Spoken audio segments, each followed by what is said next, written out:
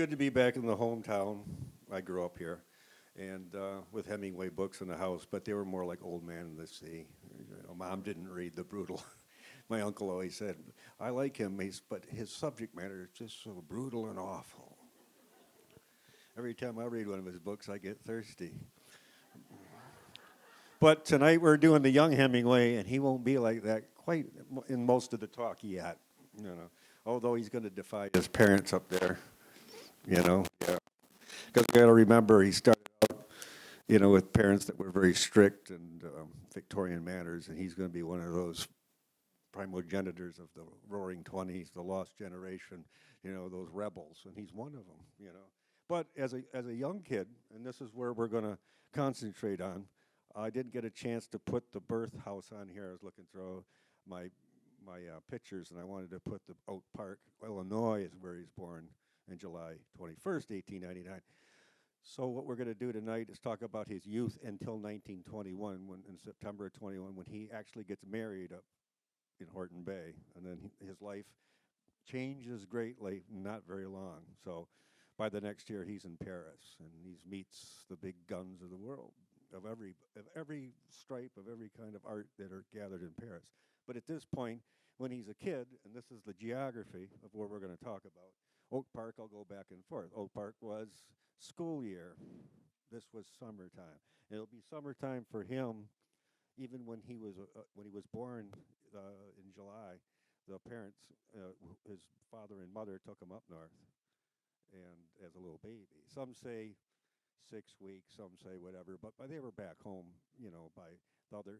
They had another daughter that's older than Marcelin, was the oldest. So far, they're only two kids when he was a little boy. So they liked the area, and up in that area, you wonder why they got there. Well, a lot of Chicagoans after it was logged over and growing back from that scarred earth that we took all the trees from, and probably half-built Chicago from it where they lived, and Oak Park's a suburb of it. And the reason Oak Park was wood is because you couldn't have any more wood houses in Chicago anyway, so that's why the suburb was built. If you want a wood house, you cannot have it in Chicago after the fire. You'd have to have brick or masonry or something. So that's why they like those Queen Anne's there. And the house I don't know if anybody's been there, Oak Park, to the birth home. And it's creepy because the bedroom's almost like it was. And I have a picture of that, And so being born there as a young man, and he's going to be one of six children, he couldn't wait when he was, old enough to go up there.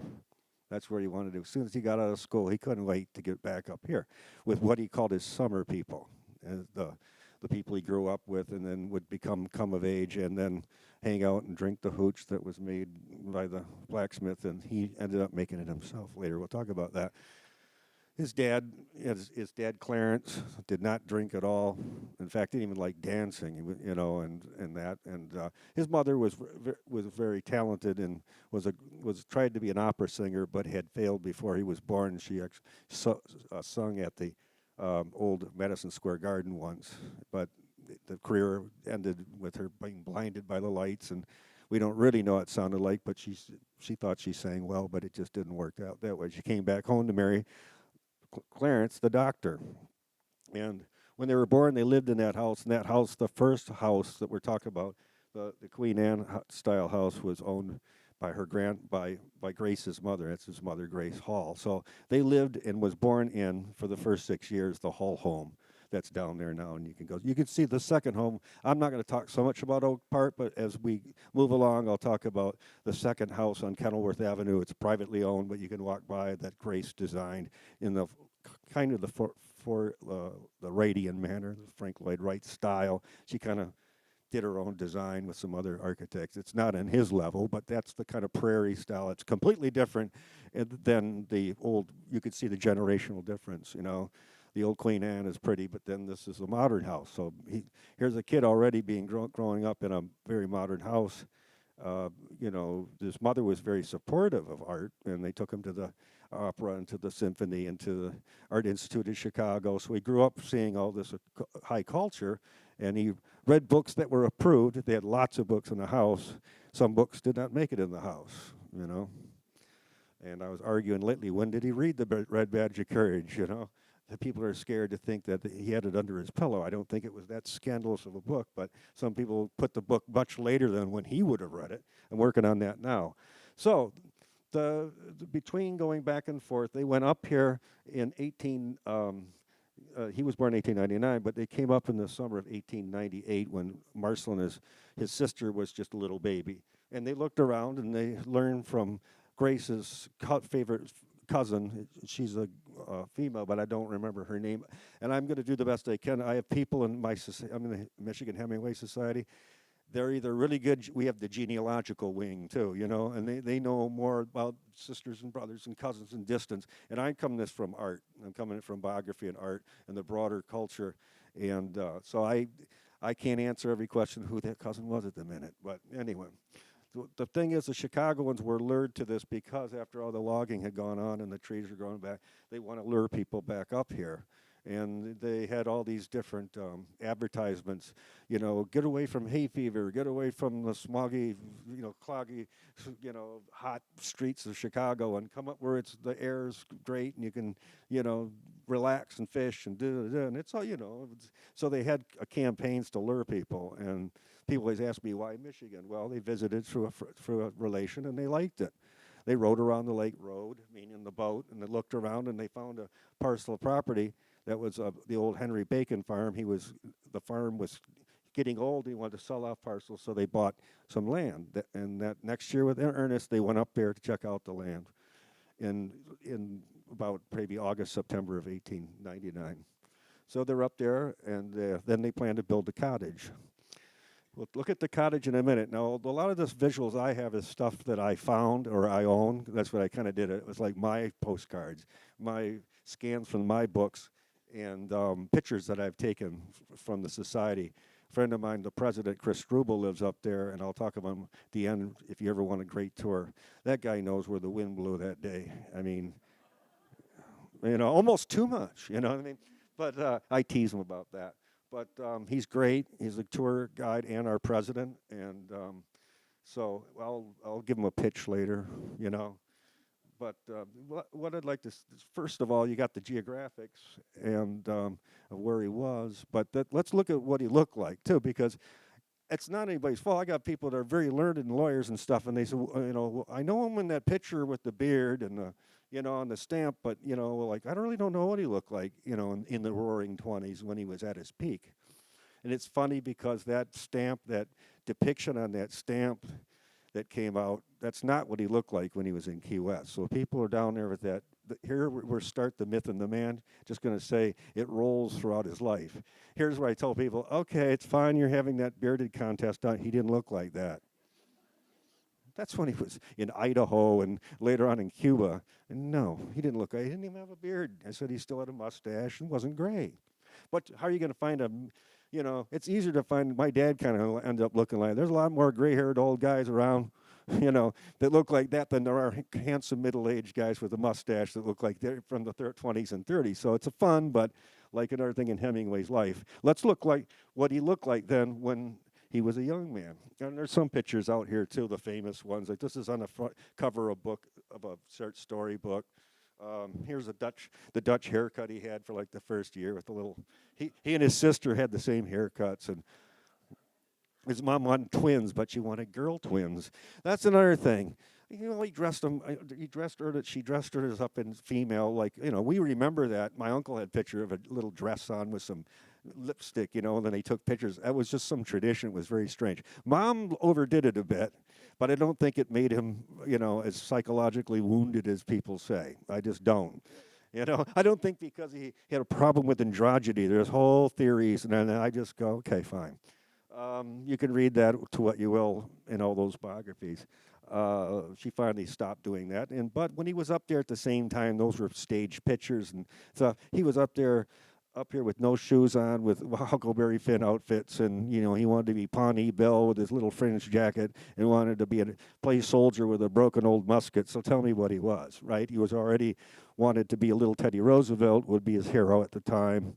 And his dad was a good marksman and taught them everything there was to know about fishing and gun handling. Anson was really strict one ways, but he was a really good hunter and outdoorsman, and he taught them how to break the rifle down, how to clean it, how to respect it, blah, blah. If you shot it, you had to eat it. I think one time they shot some rodent, and he had to eat it. They had to boil it and eat it, find out what it was. He said, well, we tried to eat it, you know. So this is this is where this was the hangout for the summer. And if I do this right, that's what I said, tell me he didn't read Huck Finn already, or at least the kid version, right? I had the comic book version, the classic. My mom, it's funny is because the stuff he liked, I liked in 1960s here. I still like cowboys. I still like, what we called army men, I still liked, learning about Mark Twain and the Civil War and all that stuff, So there he is. I mean, would you think that was the guy in the stamp? You ask people, it's kind of funny. And he learned to fish very seriously. So that's another thing. We have people in the society that are expert at fishing, and they know all the holes. They know fly fishing, and they can tell you all about that. Me, I just know where the holes are. Okay. Now that's him in a boat, and got around a lot around that neighborhood. Sometimes just rowing across, taking the boat out. He didn't care.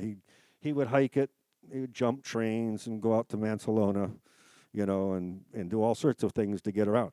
What's funny is because when I first did all this, he lived at that cottage, but that lake, and we're going to see, was filled with summer people, but there were already big houses on it, people rowing, but you could get to the woods within a mile or two. You're already what you would think you were back in, the Native American days, which we'll talk about them too. So they got from Oak Park. They get on the dock in Chicago, and then they took one of the two steamers, and this one right here is the Manitou, and they took that one the most. And man, the Manitou was pretty fancy too on the inside. I looked at it, and you weren't really hurting too bad on that thing. They had beautiful carving, and it was just that it was a beautiful boat. And then they'd get into Harbor Springs because Harbor Springs had a deeper shoreline. They couldn't get out at Petoskey because it's too shallow and too rocky. That's why Harbor Springs was the departure point for the boat. And then from there, I had a better picture, but this is a station in Harbor Springs. It's still there, and now it's like there's a gallery in it and stuff. It's preserved quite well. I know there's going to be people. I saw that. I've been there. There's a lot of nods, which is cool. So then they got on a train there, and then they would connect to what they call these dummy trains, which are just little connectors, and they would just work their way as to get to Walloon, the village of Walloon. From the village of Walloon, they got out and usually took a little steamer across. There were these two little boats that would take in, and they often broke down. They were nothing fancy. The Outing, or the other one was called the Tourist, and they were little steamboats, but sometimes they broke down, so they have to row across. Now this is from the water, and a couple of years, about 3 or 4 years ago, Walloon Village has that fancy 5-star hotel. So Hemingway's daughter-in-law and I were the speakers for that weekend. You could get a getaway weekend. So I had to get out on the boat and cover for Mr. Struble, the guy that knows everything, with my notes. But the great thing was I got to get in the boat and go all the way around the lake, and there I could take these shots from the boat of the cottage. The cottage started out just that main building, the taller one. It wasn't much to look at. Hemingway's sister got it after Mom and Dad died. His sister, Sonny, Madeline. In fact, I'll run down right now. He had 6. There were 6 of them. Marceline was the oldest. Next came Ernest the next year, and then came Madeline, and then Ursula, and then Carol, and then the little brother. All of them. There's only 2 boys. Lester, with the English spelling, Leicester. We argue with people. Even up there, it's like Marceline isn't Marceline. She's got 2 L's. Mom was sophisticated, but she's still, she wanted to call her Marceline. She didn't want to call her Marceline, and she didn't call Lester Leicester. No, it looks, and scholars will argue with my friend. No, they just called him Lester. I don't know. Sometimes, you want to. They're the Hemingways. They're upper middle class. They're not the royalty. I mean, there's people on that lake that had huge houses, had more money than they did. They're upper middle class. They had maids that they either brought with them but they were just, they were affordable, or they hired them from around town.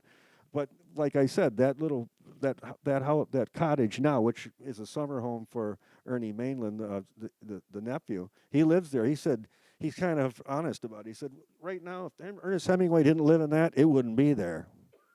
No, seriously, because you go a couple doors down and they're really nice houses. A lot of them are giant, but they're really well built, and I'll show you a picture of a guy on the lake that his job in the world is to run the ski resorts and all the snow in like Colorado. And he's got this fantastic house he built. So I'm talking about mega wealth, but they were real respected in Oak Park because of Dad was a physician and he worked out of the house. But you know what? Grace made more money as a voice teacher because of that opera training and her being able to sight read. And so she made more money with students of Oak Park, mostly women that would come there and want to play the piano, basically learn voice. And she made more money than Clarence did as a physician.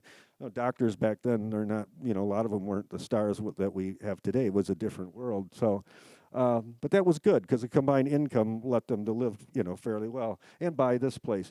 But the bigger part of the cottage was the initial part. And think about it, they only had 2 kids at first, so there was only 2 bedrooms, and there was a big brick fireplace, and it was comfortable enough until they started getting a bigger family, and they started adding on. And there was a small kitchen back there, and you'll see little outbuildings. Those were added that wing was added later as the 6 kids were all there, and as they got older, some weren't always there at the same time.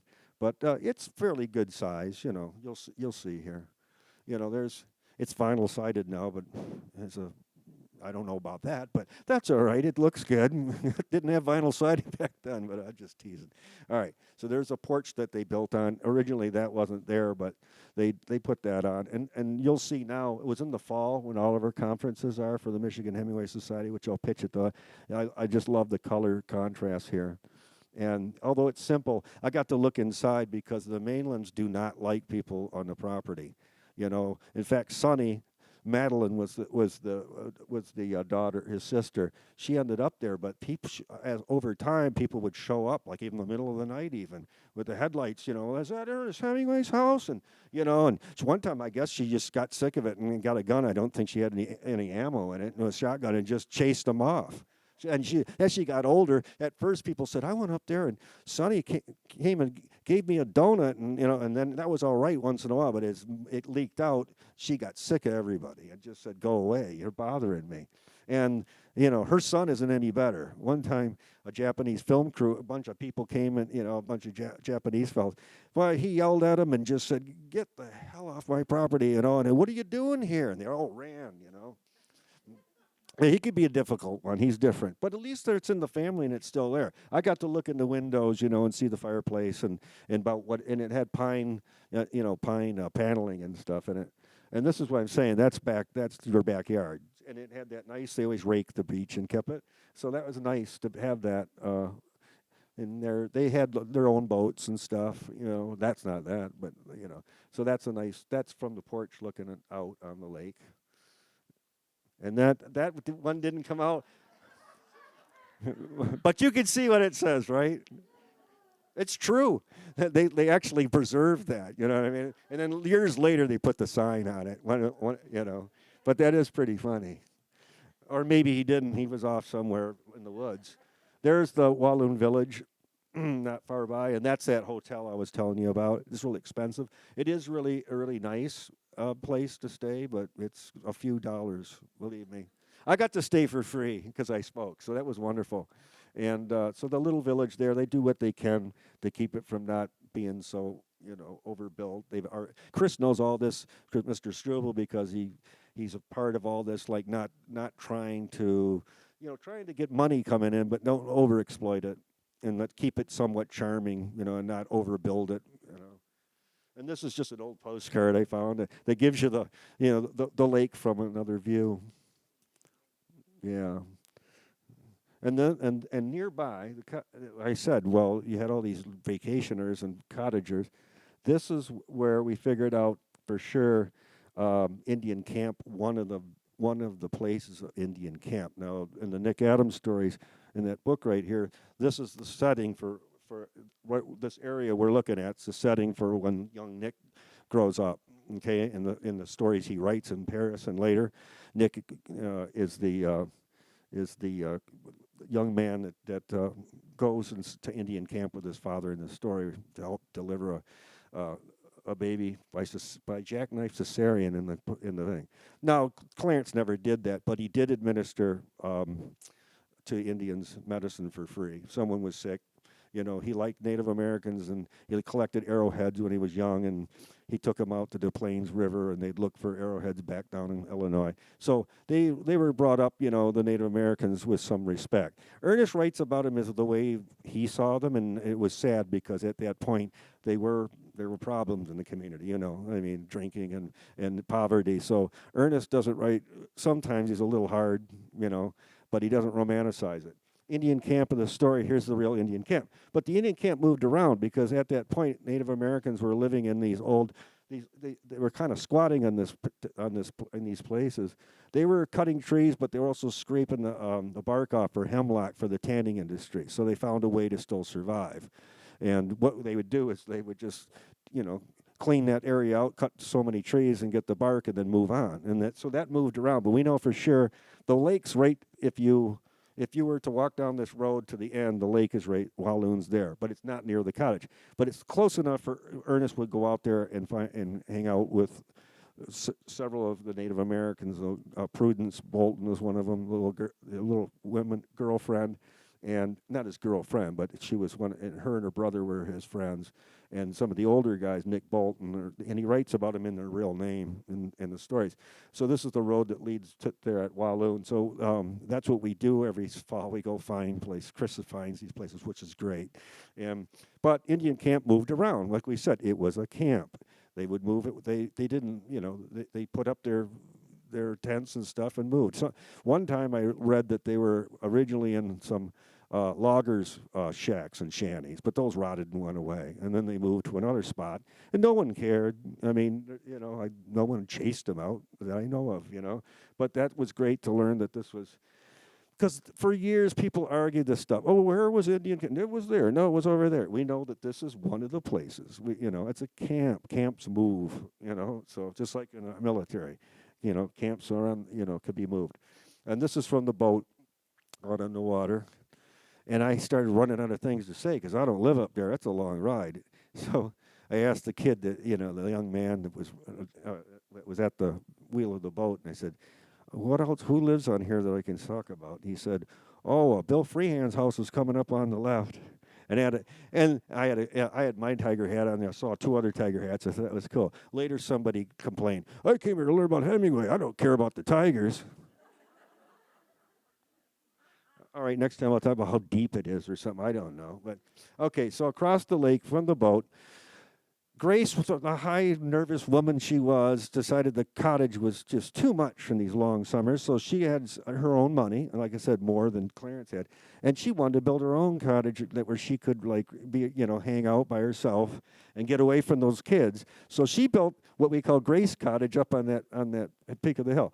They're lucky it's still there because the man that built that house that's just a summer house for that guy. That house right there is all wood. It's right out of a kit from 1920. It's beautiful, 1919. And that's the guy that runs the resorts. But he listened and he said, I respect Hemingway, and they restored the cottage, which we soon hopefully will be able to go in. And visit at Grace's. And she was there painting. She painted outdoors, plein air and stuff. And so that's where, but this is funny about that. And the mother and son are a lot alike, so I don't blame it either way. Difficult mom, difficult son. The daughters, 2 of them wrote memoirs, but if you read it, they're Ernie and my mom. They never talk about the vicious comments and the fighting and that. They're very, I could tell, well-raised women that didn't want to raise the fuss. But they did have their problems. But her going out there, Ernest had to make up the story. Well, you know what my mom did? She took the money I was supposed to go to college with and bought that cottage. He didn't even want to go to college, which is funny. So I was happy. That's the closest I've got to Grace Cottage. And they had a farm across the water, too, called Longfield Farm, and that's where they raised apples and lots of, fruits, and they had some hardwoods. Ernest hated working there as he got older, and that was part of the problem, too. Ernest is not doing his work. He's out somewhere again with the boys. And, he did not, his dad loved farming and working with his hands. No, son already is in the modern age, cannot stand it. He did it as long as he could with, even how bale hay and stuff. You can see him on, I don't have pictures today, but let's talk about nearby Petoskey, which is about 9 miles away. And he often went here throughout his life, and we all go there now and how fancy it is. I believe that's the Arlington up on the ridge, but that's some of the boats. Those aren't Slummer's boats, I mean, and the Hemingways didn't have a boat like that. But yeah, it was just. I've got some of these postcards that you don't see every day because I've got those postcard books. I find some, I go, oh, that's not even in the book, so I have fun. And there's the Arlington that burned down. There were like 5 or 6. The Perry, everybody stay at the Perry down. Okay, and that's great. It's affordable, and I love the Perry, and we have a lot of our meetings there sometimes. So I've really liked it. But that's the only one that remains. All the other ones, the Cushman, the Arlington, all burned down. Just like around here, those big giant ones, that were around here. You look out or around Lake St. Clair, they're all gone. They burned. I don't know the history of that. Who did they burn by accident? But it wasn't all idyllic in Petoskey because that's Bear River where you cross the bridge when you come into town.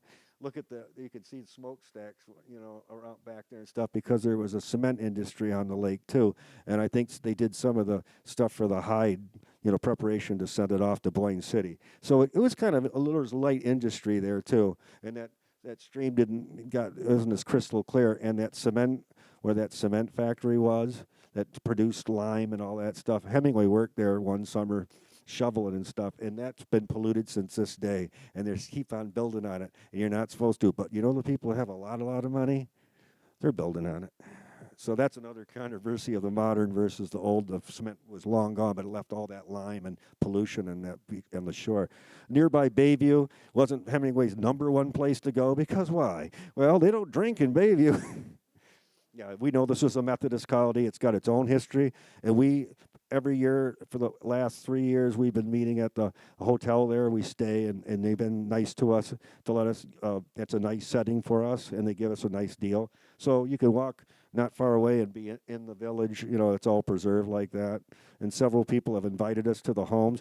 Well, Hemingway did. His sister used to go there all the time because she played cello and they had an orchestra up there during the summer, and they had the Chautauqua circuit, which they had speakers come, and they if it interest, I'm sure Ernest went when the Civil War people talked. They had generals come up, and talk there, and they had a different series of music, and so they would go over there. But I'll show you a house where Ernest got in kind of trouble because he brought his kind of his doings over to Bayview, and it's very funny. So. This is the Rumsdale Cottage, and the Rumsdales were friends with the Hemingways. And at this cottage, this was part of a little tour they let us go in, and I went inside there. Really nice people. And the fellow even played the piano and had a player piano and played the piano. But Ernest brought his sister and everything over, and he brought a bunch of alcohol, which you're not supposed to do.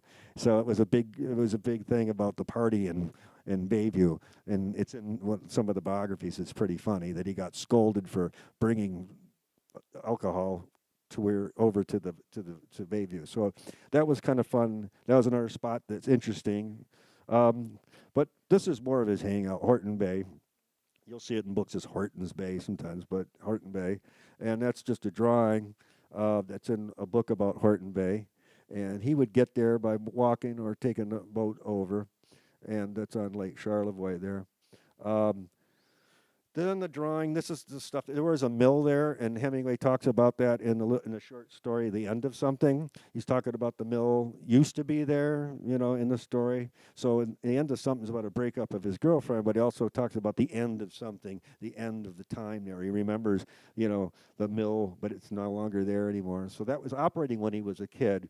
And this church, there was there are a couple of places that's still there. The Charles Cottage is in 3 Day Blow, and we found that too. I wasn't going to bring the picture tonight, but we found the ruins of that cottage back in the woods. It'd be cool if it was still there because 3 Day Blow is one of my favorites Nick Adams stories. He and his buddy Bill Smith, who was the character in the story, hang out by the fire, and they drink and talk, and and it's just a great a story. And one thing I'd like to say is Hemingway was a great short story writer, and it was seen right away. I mean, he was really gifted. And people think about the novels and the sea stuff. His short stuff is always, with all the literary people, there's just no doubt that he was great. Even with, Snows of Kilimanjaro later and things like that, those are just gems, and they're very good. And so, really, the Nick Adams stories collected, or the short stories, they're just very, very good. So, and they're all set here. And some are part true, and some are conflate people or do it. But they're all inspired by real landmarks. So now this is in the actually, I'm going to go to here first. This is the Dillsworth Shangri-La, and the Dillsworth where Jim and Liz had he was a blacksmith, and he had a blacksmith shop there. Hemingway liked him, and his son and their kid used to hang out, and he used to make hooch in the back, and and they got old enough, they would get. And this is where Hemingway would actually, when he got older as a teenager, he'd hang out here and he'd fight with mom and stuff. He'd hang out the Dillsworth, and that was a cottage, and next door is the they had two buildings, the one they lived in, and this was like a rented cottage for people. And when Hemingway got married, he and Hadley, his first wife, prepared themselves in here, and the men in here, and she in the other house. So it was great, because there's a wedding picture on the wall in that place, and we got to go in and just hang out with the people that owned it at the time. So that was another thing. You got to go in there, and it was enough, there that it wasn't changed all that much. Here's the main house, and then this was in the second one. We went all through it. And here I want to show, there's Chris, the president. But right there, when we were at Walloon speaking, that's Hemingway's daughter-in-law. She married Gregory, his son. That's Valerie Hemingway. And she wrote a nice memoir that, if you want to ask me later, Running with the Bulls. And she was born in Ireland, but she married his son. And she was Hemingway's amanuensis, not really a secretary. She typed Movable Feast at the Finca in Cuba. So she gets lots of questions, and she's really fascinating and very, very proper. But I can't imagine anybody here ever heard of Brendan Behan, the Irish rebel, the playwright Brendan Behan. He was the craziest drinking guy. He wrote Confessions of an Irish Rebel and all these plays. He was really famous in the early 60s. He was, a rouser, and I can't imagine her being married to him. She's so polite, and everything, and it's she's just a really great lady and to know. So I was happy to be at the place where Hemingway hung out with somebody who has Hemingway's name who knew him on an afternoon when we got away from all the people, we got to sit quietly with each other, and that's the guy that gives the tours. Just to give you a sense of what's left in Petoskey, because I want to talk about him becoming a writer. And every year they'd go home in September and to get home and get to school. But Hemingway go back to school, talk about the Indians, fascinate his friends, blah, blah, blah, brag. Hemingway hated the end of the year because he had to wear shoes. He liked going barefoot. And even they didn't have any bathtub, any way but the lake to get clean. So when they were young, that night they let them go out there naked, and they all run and stuff. And the Hemingways were different in a lot of different ways. So, but he had to go back to civilization, But this is what in the winter of 1919, he didn't want to go back home for anything. He already graduated in 1917. He already been in Kansas City and was a reporter there for a while. But he came back to Chicago.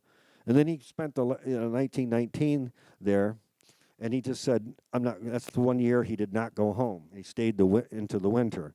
And so he stayed at the Potters Boardinghouse in Petoskey. That's still there. It looks just like that. Never been in that one because people own it, and they're, what are you going to see?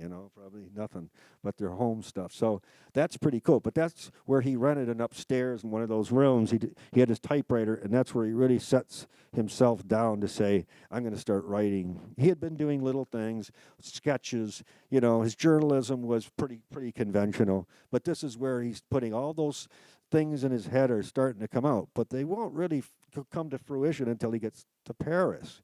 It's in Paris that he remembers Michigan. The Movable Feast for him is also Michigan and his heart in Paris, which is, I always say he's got the, the heart of the the boy from Illinois, takes it and transports it, to overseas. But it's going to be, all the stories are going to be set in this place. So here he is at the boarding house, and yeah, he makes, they figure out his friends figure out how to make hooch there, some kind of stuff with, it's like a jar, and like, they do. But he's walking around that winter. Does anybody know who he is yet? No. He's just walking around with you'll see a picture of him in a minute with his winter jacket on and odd jobs, he's not, nobody knows yet. He's just a kid, young man.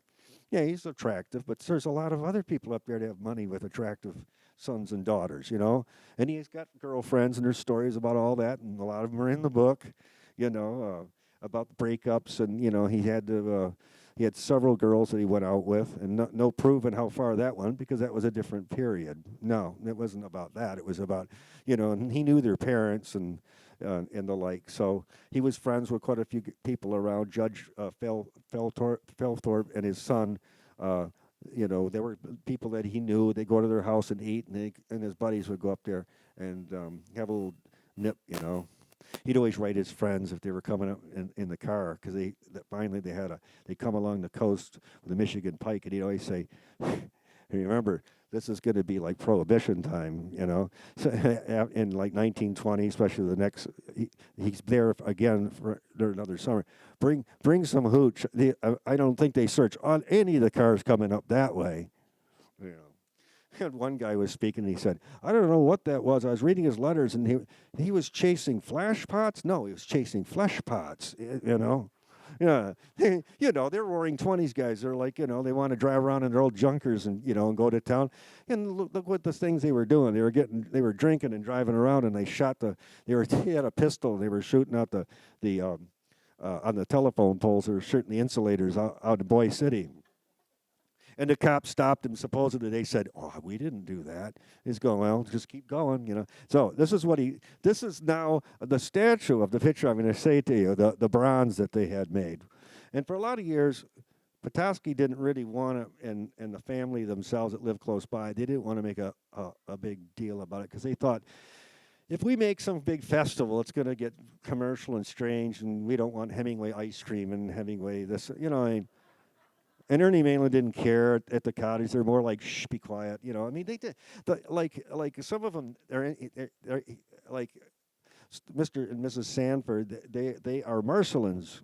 That's her son. Still lives there. He's like 80-some years old, and I've been to their house. They wanted to keep it. They're very, very quiet and sophisticated. They didn't want to make this into, if it gets out of hand, And I understand what they mean, because I went to the battlefield with Custer once, and they had an ice cream place called Custard's Last Stand. Okay, here's what the sculptor, the picture that they used. Now, this is him leaving for Toronto in the winter of 1919. I'll tell you why. This is his big, I'm going to grow up and leave, and that's the kind of jacket he was walking around with, the fur on the collar and stuff like that. So this is the model for it. But Mr. Dow, who I'd never met, who had passed away, left the money for the sculptor to do this. This is funny. He just didn't want the sculpture is by the City Park Grill on the hill up there. He didn't want the bottle. Notice there's a bottle in his pocket.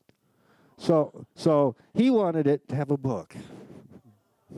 So they were like, all right with that. Well, we'll put a book in his pocket instead, So people, yeah, and they like this because they've had thousands and thousands of people take their picture with it, and it turned out, some argue it could have been better, but it's not anything disrespectful to him, and they tried to be true to the image of him. But what he did was he gave a talk, because he had been in Red Cross in World War I. It's a whole other story. He had been wounded in the Italian front, handing out cigarettes and stuff to the Italian troops, and he got wounded in the legs.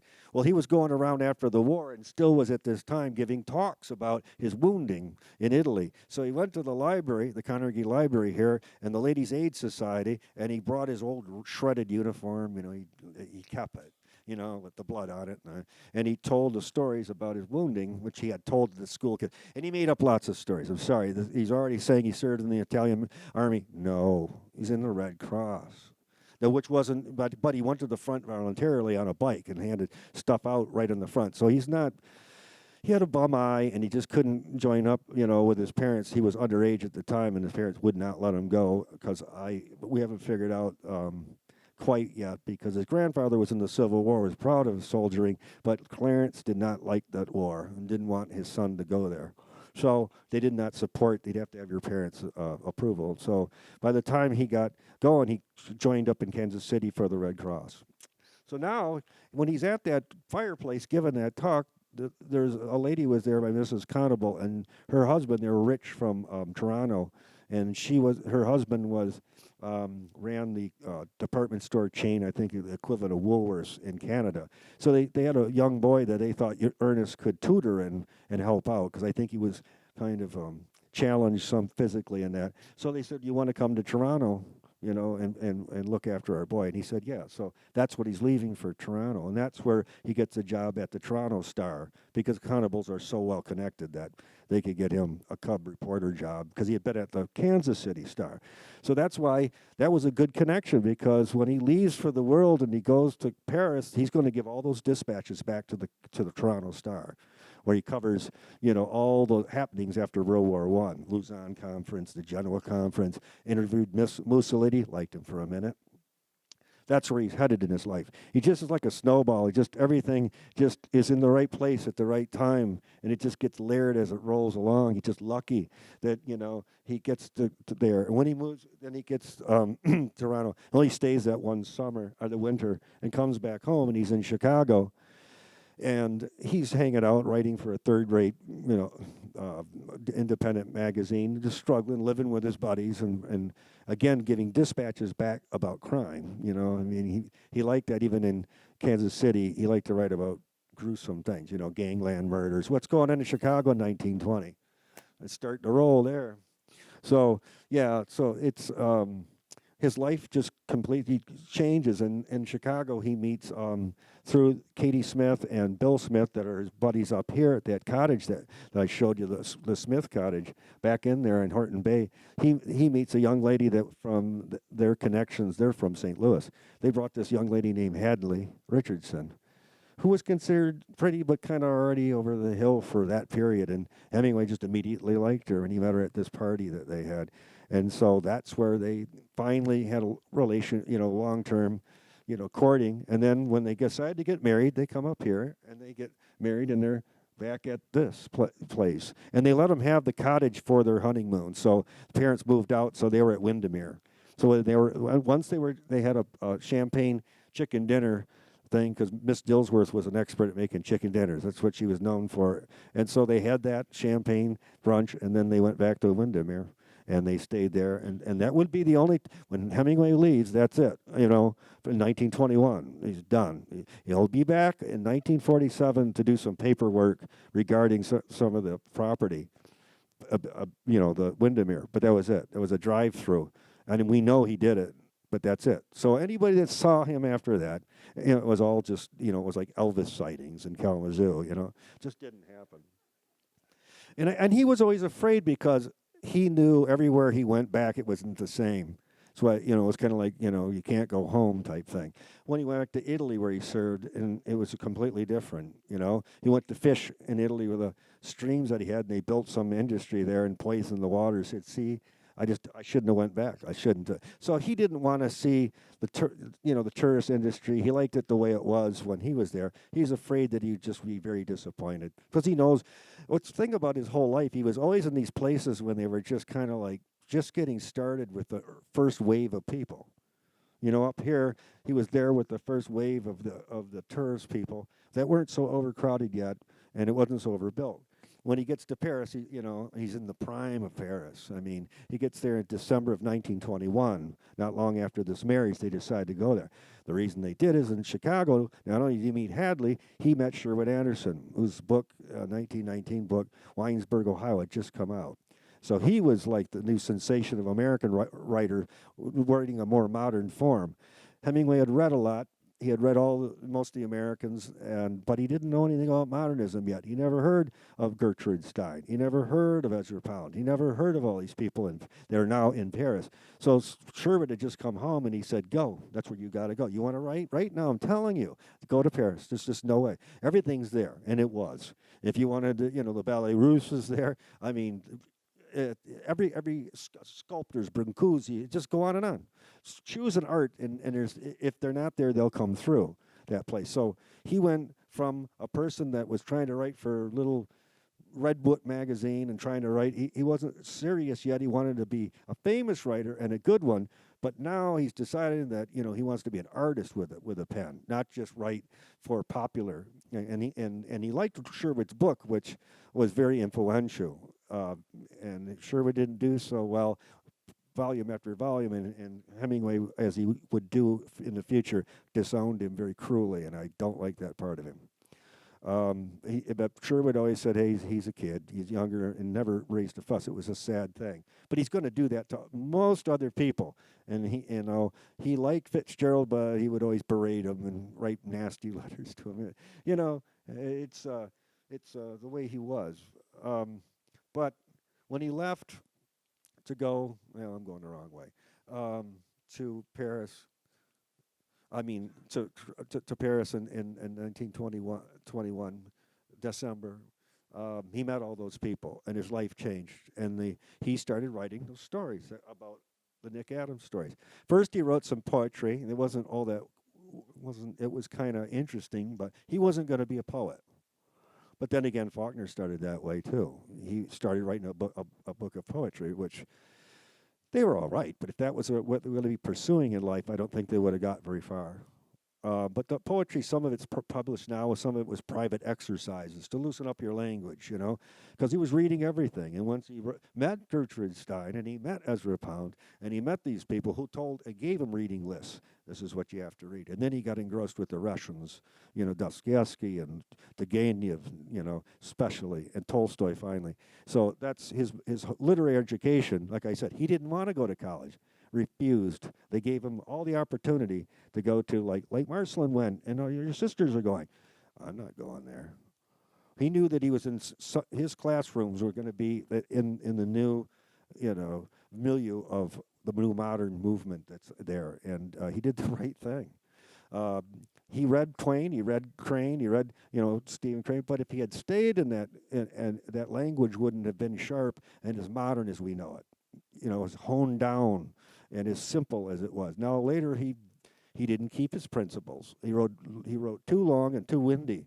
He started out just so crafted and so fine. He did break that vow later, but he drank too much and got sloppy. And sloppy in person and sloppy in writing. But it's a sad. I like the young man. I love him I love Paris at that time. It's a fascinating. I could read 100 books about 1920s Paris in all factors. Stravinsky, he's funny too. He'd go to all these concerts. He had to. So one time he joked. He says, "I like my Stravinsky straight." When his friend when they made him go to this other avant-garde concert, he said that got back to George Antheil and hurt his feelings. He goes, "I like my They used to spell it with a W before they changed it to V in the English, and I like my Stravinsky straight." So he would make comments, but he loved it, but he wasn't his number one thing. But in Paris too, what did he do? Went to the bike races, and he had boxing bouts there. There was so much even to do besides that. And then in Paris, from Stein's the one that told him about the bullfights. He learned about that from Gertrude Stein and Alice. They had already been there. So women introduced him to bullfighting, and the women too. I mean, Stein and he were a really good friends. Now Stein would read his little stuff over and just talk with him. She would do it in a Socratic way. She would say, "Fine, start over again," kind of thing. And then, but Pound was even closer to him. He let him pencil it, which is blue pencil, which is very rare, because he's super hypersensitive about people judging his work. Even when Fitzgerald would do it, he'd get mad for a week if Fitz said something. Who he wouldn't meet till 1925, but they were tight after that. They let each other look at their work, but it was like always, very contentious.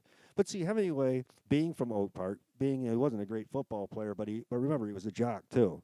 He liked football, and he got a letter, but he was not outstanding. Thought he was a great tennis player, was not. He had that bad knee, especially from the war. He liked playing, but he wasn't very good. But he liked sports. So, and he got into sports like anything he got into, he had to do it like just voraciously. Like if he got into the bike races in France, he would read everything he could, trying to learn French at the same time. And his wife knew more French than he did, Hadley at the time. And then if he had boxing, he'd read manuals. If he got into horses and horse racing, he'd read all the equestrian stuff. He had to know things about, raising. And so he always was studying all the time, not just about literature, which he read a lot, but his library was gigantic. By the time he was later in life, I mean, down in Cuba, there was just thousands of books. At Key West, he moved some of them over there, most of them over there. So throughout his life, I've looked at his list of books. He read all the time. And about a lot of different things. And in military history, which I'm dealing with right now, the Civil War's influence on him, same thing. Biographies of all the Civil War, because grandfather, Clarence's father was in the Civil War. Anson Hemingway was in the 72nd Illinois Infantry and was at Vicksburg. So I read that. I actually, at the Walloon Lake, I got to read that diary right at the table. The Sanfords let me read their great-grandfather's diary. So he grew up with military, but he read all the biographies. I was looking through his list of books. Tactics, too. Not that he loved big, giant ideas about, tactics and strategy and that. It's another paradigms. You like to study paradigms, how things are put together, how they, what are the rules of the game. So he has so many variety of interests. It's just, the more you learn about him, it's like, it just gets more interesting. He's been so many different places in his life, so many. I mean, I could just give a night on the Spanish Civil War. He made 4 trips, too. And that's complex in itself, It ruined his taste for politics, though. It said after that, anybody said the word politics, my mouth tasted like a spittoon. Yeah, he had his moment for a minute, with the Republic. But so this is where the young man really decides he's got his typewriter, and he's going to go off in life. He returns from this picture the next summer in 1920, and Mom kicks him out because he's being a bum and he won't work. So that's why he goes back to Chicago, and that's where he makes finally, Mom says, "You're not living off us anymore." So he had one more chance to come back after that Toronto thing, and he came back home, but he got kicked out of a family up there. She finally said, "Look, you can't use excuses anymore, You won't go to college, and you won't do this." They thought writing was good, but they was not. They didn't want their son to be a reporter. Maybe if he worked on the staff or something, but that's what he wanted to do. Go look at life. He read the books. He read Robinson Crusoe and Kipling. He read Jack London. He read Stephen Crane. But now he wanted to go out in life and see it. And that's why Sun Also Rises in 1926 will be that book about Paris, and those are his Paris friends. Just as the Nick Adams story is his Michigan, his summer people. So the next row of experience is going to be about contemporary, but it's going to be the people that he knows in Paris in the bullfight, the bullfights that come in Pamplona. In that book in 1926, that was his big break. That's when he became, just megastar. And that's where he set a trend. He's in Paris that was just, the Paris of the 20s was just fantastic. But after he wrote that book, Unintended Circumstances, that's when all the college kids started swarming in even more because they read Sun Also Rises, and they wanted to be like Jake Barnes and have another one for friends. And, so in a way, he ruined his own backyard, And he says that in Movable Feast at the end. He said he can't stand these guys with their sweaters tied around their necks, I'd like to swing at one of those little simpering fools, So, it's funny. But then he's going to move on and discover Key West, after that. And then after Key West gets overflown, the same thing happens. He's there when it's like the way he wants it to be, the Saint-Tropez of the poor. Okay, that's what he called it. He liked it that way. He liked the fishermen and drinking and boxing with those big African-American guys down in the ring and, and going out and fishing. Then when all the tourists come, after they build the land bridge, he had to build a wall around his house, you know. And it got in the WPA guide, a tour guide in 1938. It says, Ernest Hemingway's house. So it's in a tour guide, you know. So he just said, I got to get out of here. And that's where he just went to Cuba. He had been fishing there. So that's why I said, then he jumps off to Cuba. And then from there, life changes. And he ends up sad and, you know, and dies in Idaho. But the long life, he'd been a lot of places. He, you know, in World War II, he was at the Hurtgen Forest with the, with the Fourth Military, the Infantry Division. He was in, he went to China with his third wife and visited Mao and Chiang Kai-shek. I mean, he sat with Mussolini for a minute. So even if it's not the stories, you read about him, he was in interesting places at interesting times. And one thing Mom said over at Pine Street over here said, well, if you don't like his writing, he had an interesting life. So that's about it, because I really just wanted to take it up to when he leaves here, because it's just so much to talk about. So I'm just going to, there's always questions about him, and I hope they're not too much about suicide, because it's like, but yeah. Well, Michael Reynolds wrote the 5-volume biography of him in this, 1, 2, 3, 4, and 5, young Hemingway in Paris, and he's dealt with it, and I think that, he expresses it really well in his first volume that, he inherited, that from genetically. And what happened was, you're going to say, 6 kids, 3 of them killed themselves out of those 6. Ursula killed herself, Lester did, and he did. But the problem, even with his kids, which killed himself, Hadley's father shot himself.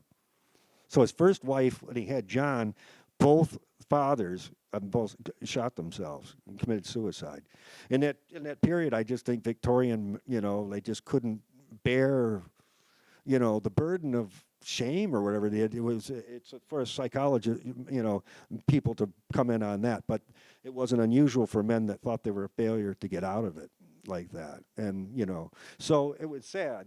So he did have dark episodes. In fact, Clarence started coming up there little by little, and he thought that Dad wasn't coming because Mom browbeat him and made him into a fallen man that was just crushed by the evil mother that he couldn't stand, and he wasn't very nice about her. He took care of her later in life when the house had to be sold, and he got her house in I think River Forest, and made sure she had money and wrote her letters, but he had not a good relationship, and I think he overdid it about Mother.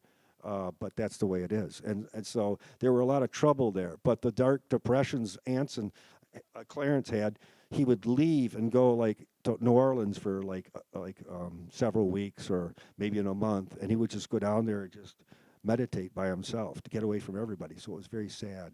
So that ran in the family, and that's really well documented. Margot Hemingway, which is his granddaughter, she was supposed to come out with a documentary talking about that. Maybe it's still in the works, about the family, and just talking about it, not hiding it, because look what happened with her sister, we're saying, and that we could talk. And I don't know that much about those episodes, but we remember it in the news, and that was sad. So that runs in the family, there's just no doubt. And Hemingway,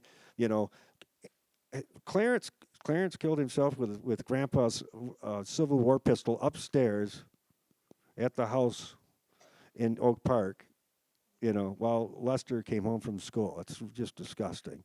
So it's sad, and that was really sad. So Clarence always said guns should be handled by people, and you take care of them, and you don't harm people. And he killed himself. So and Ernest always joked, and even the stories, he's always looking about death lurks around the corner, and and you'll see his characters struggle with death itself. And so it always was around the corner, because he liked his dad, but he thought his dad became a weak man. He didn't understand it was psychological. And so Clarence didn't come up to, little by little, he didn't come to the cottage anymore, and Ernest wanted the guy to come up and shoot with him and hang out and just be his, old dad, and he wasn't anymore. And Ernest didn't understand that and took it as Mom just ruined my dad. There's a lot of his characters, that are ruined by women, Yeah, I mean, like his Snows of Kilimanjaro, look at that, the rich woman ruined, he always said that. Zelda ruined Scott, and it's like maybe he ruined some other women too, because Hadley was a sweet woman and remained a friend, and she got remarried. His first wife, he was married 4 times, and so and Pauline was kind of the second one was kind of an opportunist, but she gave him 2 sons, and then along comes Martha Gellhorn, who with that HBO movie wasn't very good. Gellhorn, wasn't it? Yeah.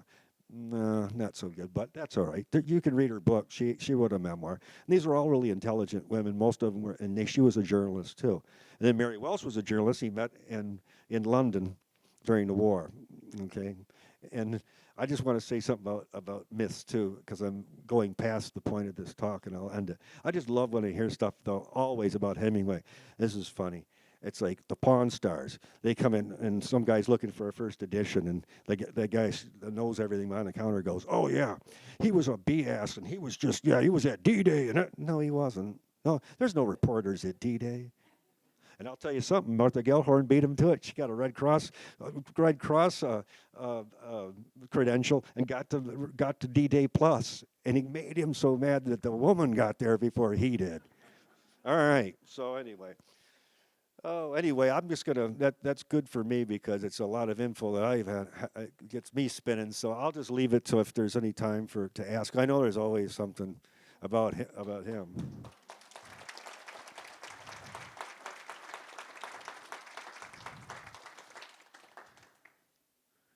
There's a sign in Key West where Hemingway always walked to his house after he got before the bar he always went to, and it says Hemingway. Yeah. Well, you see where he sat. Right. Yeah, I know of it. Oh, okay, all right. No, it was more like he was talking about a comment that there's Hemingway. Well, as this won't get on the air, peed here at a sign in Key West after he came from Sloppy Joe's, and the Sloppy Joe's down there isn't the original one, so there's another thing too. Okay, it's just everything is like, well, it's not there, but that's all right. It's over here, but or not there at all. I mean, So it's just, yeah, you have to deal with it because you have people that argue like. About him and the facts. Like I saw you, Valerie Hemingway was in Cuba at the finca, went to the fishing competition. She got barraged by this guy going like, "Well, it was rigged. That thing was rigged." Castro probably had a fish right on that because he had that fishing contest against Castro, and Castro won. And she said, "Well, Mary and I were looking at binoculars and didn't see anybody put a fish on the line." See, so she gets tired of just like, there are some things that I think are true, and then they don't think they're true, and then it goes all over the place. It's very funny. But anyway, like to tell tales about himself, so don't let that, when people say, "Oh, I think he did," well, it sounds like something he said. He would tell people, because he was, when it came to writing it down, he was very, very serious, but get some drinks in him, and, he wanted to entertain, too, so. Tried to buy any of those homes and preserve them? She asked if, like, up in that area, if anybody tried to buy it. And I'll say, well, there was one old cottage at Horton Bay that they tore down, and they were thinking about it, but that happened so fast. Nobody said, "Does anybody want to buy this?" And because the village is so small, if you lose one house, even even the church that they were buried in Horton Bay is gone. They had a little church there. That's where the ceremony was. Yeah.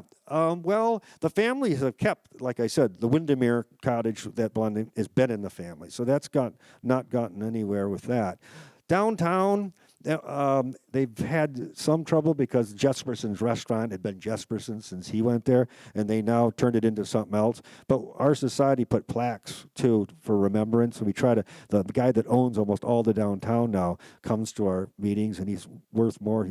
He's like a Wendy's guy, something, or was it that, or some, he's franchise, and he's got more money than anybody. So we try to get him to say, hey, at least he's not tearing it down. Can you do?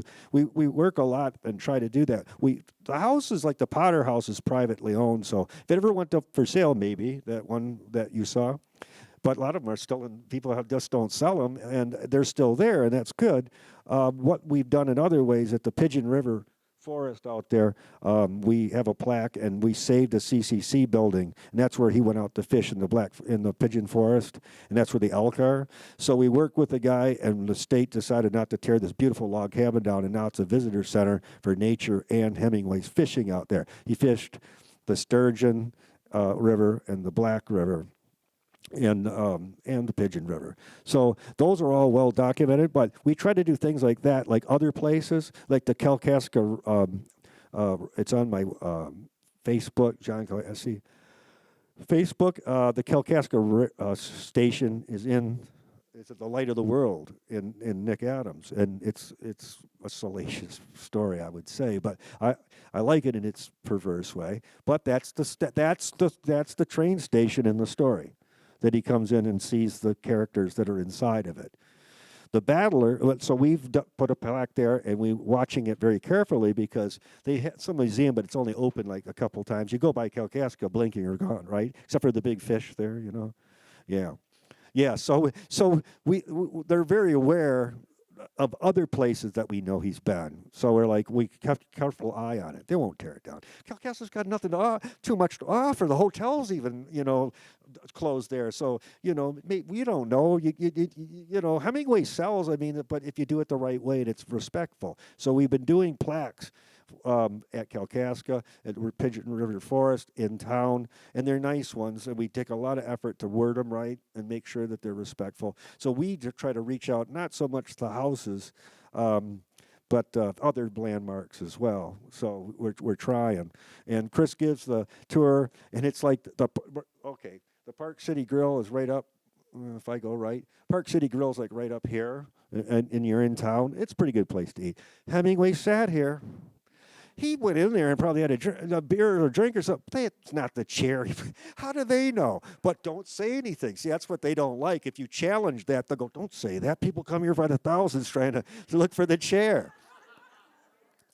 That's an art thing. Let the myth stand. It's good for business. So there's stuff like that, and Chris knows all about all the different. And the little restaurant that's in. He wrote this little strange book I didn't bring at night called Torrents of the Spring in 1926, and it's a satire, and it's not very good, but it's pretty interesting. It's set in Petoskey in the wintertime, and it came out in 1926, and it's an odd, surreal satire, and I like it only because I know more about it now. You read it; it's just a little book, and it's very odd. But he's got it's bigger than life. Let's just say. And he was trying his hand at satire, and that he's not good at that. Stick to realism, stick to the brutal truth. You know what I mean? And he often tried to be funny, and he ain't funny either. He tried. There's some wisecracking stuff in Sun Also Rises, but that's because he's imitating two of his friends, Bill Smith and Donald Ogden Stewart, who was a humorist and wrote real well. So he does once in a while have humorous dialogue in there, but he often isn't the best when he tries to be funny or as a satirist. So, it's interesting. You just keep learning more, and you'll never end. And I like the whole scene, so I like his contemporaries. I like Fitzgerald's work too. I like his friends' work. I wrote that book about Ezra Pound and him. So from people that he could learn from, he'd hang out with and give them a full ear. As soon as he thought he was better than them, get back to the competitive kid from Oak Park. Remember, he's going to be a writer, but he's going to be the dang best writer you ever saw. I'm going to run the football. I'm going to be the big, and he's a big sports fan. He always kept with the White Sox or whatever. He was a very competitive guy. And that's the sad part about him. I wrote so many words today. What's it matter? His hero is Flaubert. One time Flaubert said, in a month I've only written 3 sentences, but they were great. I don't know why you have to have there's no rhyme or reason or rules about this. It's art now. He moved from being a journalist to venture into the art world of writing words that ring like painting, which is what you love too, modern painting. They own Miro's The Farm, that famous painting. So he had all these interests that just amaze me. When he's in Spain, you go to the Prado and go look at the Goyas and, and that. Yeah, his tastes were he had great taste, Although people say, what did he drink? And that's the most uninteresting thing to me. One time we had a speaker before I was in the group, and it was like about what Hemingway, liked to consume. And I thought, I'm not going to that because that would killed him too. It helped kill him. And I don't care what brand he drank. Although he had jugs of Gordon's gin sitting next to him at the finca. Is that really romantic?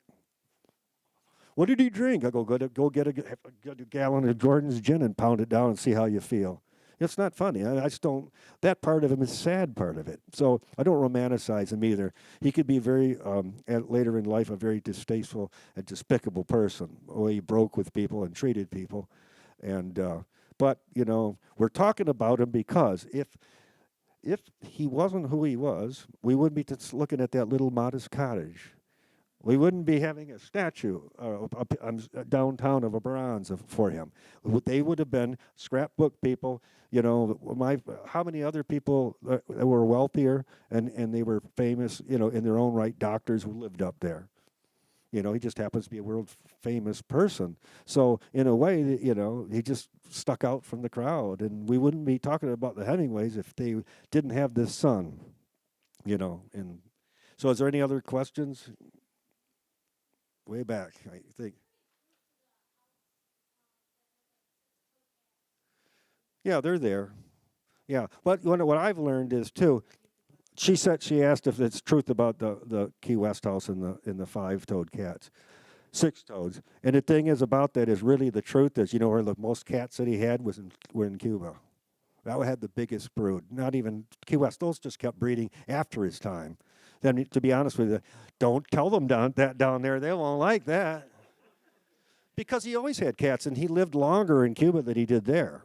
He was only about 10 years there. He's Cuba 20 years. So really, I've learned that the finca had more cats all over the place in Cuba than they did even at Key West. He had certain cats that he liked, but they weren't all over the place like that when he was there. They were feral, of course. I mean, it's Key West, and it was pretty much a tough place when he lived there. So I'm sure they're eating the garbage, and they're everywhere in the alleys.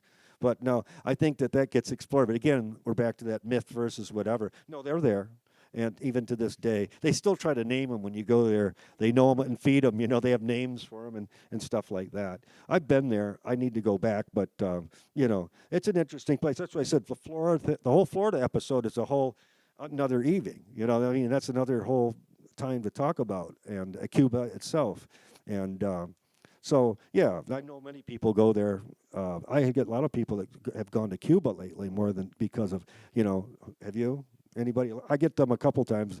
They've been to the finca down there, the house there. And that was always kept pretty well because Castro, he always respected Castro. He didn't like the way the revolution turned. But Castro, and he gave his Nobel Prize to Cuba. They put it in a shrine there. I forgot the name of the shrine, the holy shrine, the Catholic one, because Hemingway was a closet Catholic. If he identified he was a Catholic, He didn't grow up that way. Grace belonged to the Congregational Church. But, he semi-converted, they say, another evening, but that's the faith he identified with. Like in Sun Also Rises, when he gets to Pamplona, or he goes to the nearby town, he goes right into Jake goes into a cathedral and tries to pray. He says, but I'm not doing a good job. Basically, he's confessing, my heart isn't in this, and I wish I could grip, embrace the Lord more. And it's a great episode. But it's one of the small ones in it. But that's why, because he did identify with being Catholic if he was. So, now the Nobel Prize has been moved to the house because they know that if you go to the house, you get to see the Nobel Prize, you know what I mean, the medal, and you get to see the house and the boat that's falling apart on the property. So I haven't been there yet, but I'd really like to. But I do have people that go there more frequently lately. But these phases are all just different phases of his life, and the sad one that he ends up in moving out to near Sun Valley, which he always used to go to shoot and hunt and hang out with all the stars. And he wanted to move out there to this big house, and his wife didn't want to, but that's why he ended up out there and bought that last house and did away with himself. So. And that last ceremony was given, his rights were given by a Catholic priest, because that's what, that was his will. But that's a sad ending. I mean, the last years I couldn't see how Mary Wells could sit with him sometimes. Just trying to keep the guns away from him and the black, it was bad. But I'll tell you one thing, just to let you know, Valerie Hemingway was with him in '59 and early '60, and at the Finca, she said that he really behaved when she was there. Had a list every day. He wasn't a slob. People would swim, and he'd have you swim at this hour. That dinner was served. Kind to all the help. He'd always give them, he'd hang out with the help. The help were treated well. He'd give them Christmas bonus, and and it was very kind. And he was very regimented. She did not see him misbehave, and he hid that from people too. And so that was good to hear that but he was very sad and came up to her several times saying that I'm just, I need your help. I need to talk to you. So he was breaking down mentally. And so I know somebody that knows him and it doesn't romanticize him. So, but it was sad at the end. He had lost his powers of writing and that. And anyway, he tried. That's why those books that came out later just weren't what it was, But when in the 20s and into the late 20s, and then when he, when he came back with For Armed Arms in 28, and then when 1940 after the Spanish episode with, From the Bell Tolls, those still stand as big works around the world. And those, I urge read the short stuff, because not only is it set, a lot of them are set in Michigan, some are set in Africa, but they're really gems. They're really, I mean, if you taught a class or a course in short story, I mean, Hemingway was great. People just don't think of him that way, and but it's true. That's how he got recognized first. When Edmund Wilson saw those stories, he said, "This guy's got something here." And so that's how that went, yeah. Valerie knows more about that, too. It wasn't so much he got visited several times by the State Department, and they just urged him to say, that was even the State Department, wasn't he? It didn't have to be secret. He got visited, and they just said, after the revolution, and that was coming, and then it happened. He stayed. They just said, we don't think it's a good idea. And I don't think he wanted to live there because it was starting to, everything went up. You know what I mean? They left the house out of respect, but he knew enough to not want to be there during that tumult because you don't know what was going to happen. Mary was not, you got a wife too, and people can't come and see you anymore. It's going to be, who can go in and out and see you? You can't get your American friends anymore. It just got that way, but he was visited by an official State Department person. It wasn't, any secret code or anything. And then, but that's what, in her memoir, because Valerie was there with Mary, his last wife was Mary Welsh, the women are the ones that packed up everything and tried to get the rest of the stuff out. They had only could take so much, so they had to decide what to box up and what to leave. And they couldn't leave either for all the paperwork and all the stuff of the new regime. So they found a big guy that had a big old nasty freighter that was going out of, that's near Havana, the farm there. It's not far. It's in, I forget the town, St. Paul something. So they made a deal with this guy, gave him a bunch of money, and they were sneaking the boxes on this big old ocean freighter thing, and they got out of there on that boat and just went away. So I said, that's the greatest story in the world. She goes, well, I didn't want to write it and talk about the... Valerie does not want to get involved with controversy. And I said, I wanted her to write exactly about the visits with the State Department guy and then them sneaking out of there. The book just lightly touches on it. But I got to sit and listen to her say that. She says, John, I could clear up a lot of things, but then I get into I don't want to be in the argument. I don't want to put she goes, I'm more private about it. So I know from a person that was there that she said, yeah, they wanted to get out of there too. It's just, the countryside, what would you know what was going on? It was very dangerous too. And it changed, you don't know if some revolutionary doesn't like him and Castro and a lot of the peasants and the people did. But what about somebody who wanted to just, burn his place? He didn't know the situation was very scary and, right in the edge of a civil war anywhere. So he didn't, he was reluctant, but it wasn't going to be the same place again. Just like, you know what I mean? It's not going to be the Cuba he knew. It's not going to be, the Key West he knew. It wasn't going to be the Michigan he knew. So he knew when to leave. I think it made him probably sad, but he had a good 20 years there. And, he had to move on. So he decided to come back to America. Yeah.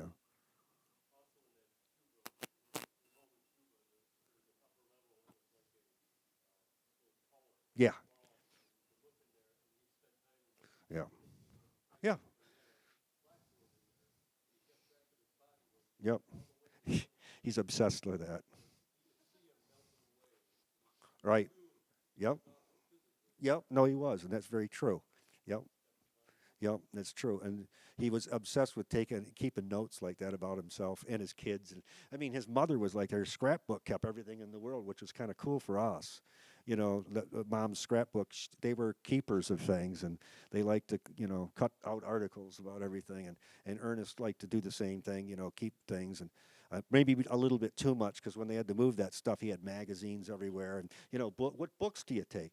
I looked at his was left at the Cuban library, and there was like, luckily it was indexed. It had an index, and because I was looking for his Civil War books and his war books, and it was thousands. I mean, and everything, and food too. French cuisine, blah blah blah, stuff about marlins. He loved natural history when he was a kid with his dad, and when they looked for the India heads and stuff. So he's got stuff about geology and strata of land and what. I mean, he's just like it never ends.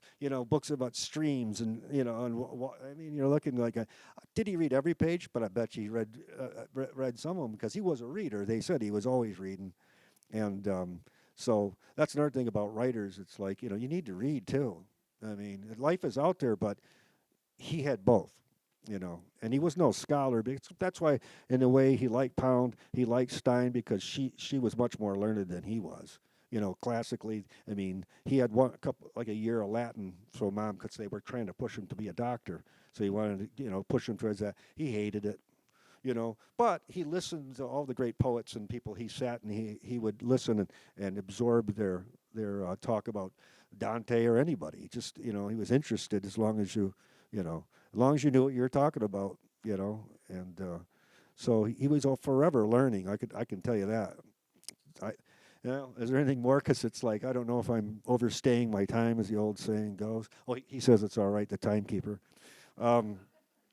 Yeah, anyway, people are melting away because of it's getting probably past the time. I do have these little booklets that I published for that tour up there, but unfortunately I got to charge some dollars because the writer has to make some money. I don't have his fame, so I just wanted to say before you leave, I have these. It's a summary of everything that I said tonight and a little more. So and that's what Chris uses for the tours up there if somebody wants to take something home. They're good because they're small and you can take them with you if you go up north, and leave them somewhere or whatever. But yeah, often I don't say that because they think they're small. I see these people, like one truck, they're all walking away with it, and I'm like, well, I'm not going to go get them back from the parking lot. But, and then if you want to get, this talk came up quicker than I thought. So this is for the more adventurous of the intellectual stuff. This is the poet Ezra Pound and the relationship between the two of them. The only problem with the book is this is the Pound would have looked like would have the gruff billy goat beard and the more. This was Pound of the London days. I don't know why No, Hemingway's picture's fine because that's what he looked like in 1922 and 23. But no, you can't argue. You don't know what your cover ever is going to look like. People say, why? I go, because writers aren't design people. Now, they might be, but what happens is even people, I watch that Brian Lamb book notes. Did you know what your cover was going to look like? And these are people on Viking. No. Well, do you like it? Well, where'd they get the picture? I don't know. They found it. So, well, because the problem is they'll call up and go, Aunt Irma thinks it should look like, you don't vote on it. So publishers just say, keep them in the dark and we'll get done with it and you get it. I'm serious. Maybe if you're super famous, you might get a little peek. But no, the average person does not know what their cover is going to look. You can hand them some clip art and some stuff and they might use it somewhere, a suggestion. But no, that's the way publishing world works. So, but I've got a couple of copies of that. But that's, deals with... It deals with a meeting in Paris, so the whole beginning is rich in the Paris scene, which I love and never get sick of learning about that. I wish it was like the Woody Allen movie was that Midnight in Paris where he goes back in time. That was kind of cute, wasn't it? The Hemingway guy was great. The guy in the movie, he looked that guy was the closest Hemingway I've ever seen. It's better than Stacy Keach, but all